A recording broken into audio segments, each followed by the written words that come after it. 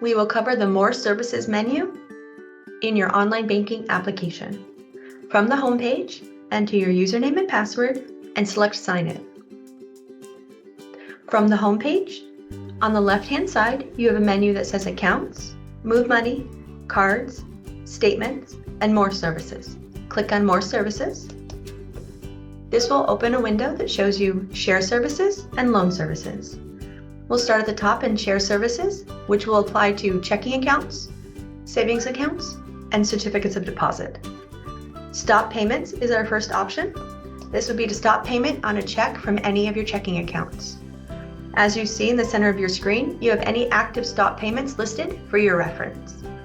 It will show you the account number, the start number, the end number, the amount, and the expiration date of that check stop payment. In this instance, we're going to create a new stop payment by clicking on this button. From the account dropdown, you would select the account that check was drawn against. Is it a range of checks or a single check? If it's a range, you're going to move this radio button over. As you see, it has changed now, so you have a starting check number and an ending check number option. In this example, we're going to say it's only one check, so we're going to move this back over. As you see, it has changed it to a single check number. We will say it is check number 1501. The amount is optional, but if you know it, please enter it. We'll say it's for $1,500. What is the reason for this stop payment request? In this example, we will say the check has been lost. The payee name, if you have it, please enter it, but it is optional. And finally, which account do I want to charge the $25 stop payment fee to? Use this dropdown to select the account that $25 fee will be withdrawn from. In this instance, we'll withdraw it against our primary savings account. If we'd like to review the member and account agreement to ensure that we understand all of the rules and regulations for the stop payment, we can do that here. If we agree to that, we'll click this button. And as you can see, now you can submit.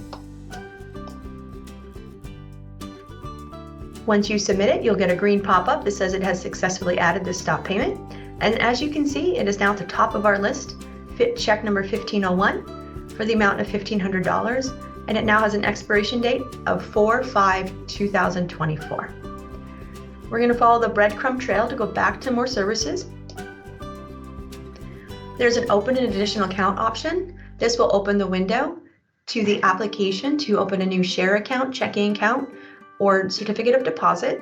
It will pre-populate with all of your basic information, so you won't have to re-enter that, but you will need to finish reading through the disclosures and determine which product you want to open. Reordered checks is a function only available if you've already ordered your first set of checks. After that, you can log in here and reorder replacement sets or secondary sets after that first order. Routing number and account numbers.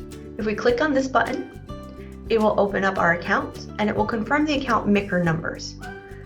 This will be necessary for setting up any direct payments such as direct deposits or electronic payments. The routing number can be located right here at the top of the screen. Again, we'll follow our breadcrumb menu back to More Services. Savings jar is our final shared services area, last one. Under the savings jar option, this is where we can enroll in the savings jar product. The savings jar product, as you can read here on the screen, is a transaction roundup program. We could, in this example, we are already opted in. We could opt out. We would click that, and as you see, savings jar has been disabled. If we want to opt in, we just turn this radio button over. We need to select the account that will round up. So what is the account associated with the debit card that we'll be making transactions with? And where do we want that rounded up change to go? In this, we'll say we want to put it in our emergency fund. We click Save. We'll get a pop-up that says Success, we are now enrolled in Savings Jar. If we go back to More Services, we can click on Savings Jar and verify that we have set this up accurately. If we want to change this, we would just click on here and select a different account for the destination account. Click Save, and your edits have been changed and saved. Click back to More Services. In the bottom section, you'll see lending services. You can apply for a loan. You can calculate a loan payoff. If we click on Calculate Loan Payoff, it'll give you a drop-down to select the loan in question. How many days are we planning to pay this off in? In this example, we'll say 30 days. calculate payoff. And then as you see at the bottom of the screen, it has provided a loan payoff amount based on the days that I've put in. If I want to edit this, I simply change the number of days and recalculate that payment. Click X to close out. Mortgage application will bring you to our mortgage application page.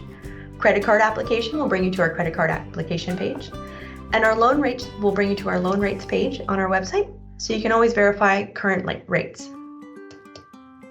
And that's the end of More Services.